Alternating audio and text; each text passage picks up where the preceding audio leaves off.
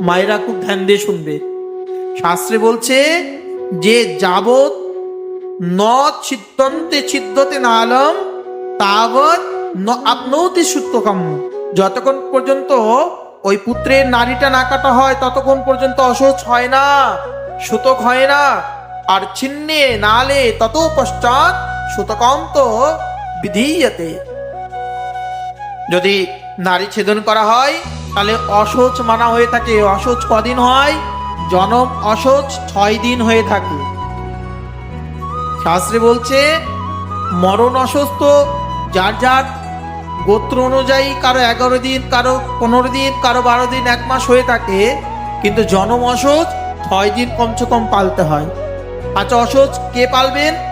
যার গর্ভে সন্তান হয়েছেন, যে গৃহে সন্তান জন্ম নিয়েছেন, শুধুমাত্র ওই মাই পালবেন, ওই বাড়ির লোক পারবেন। বলে তাহলে কি নিত্য সেবা পূজা করা যাবে না? কে বলেছে করা যাবে না? অবশ্যই করা যাবে সেবা পূজা।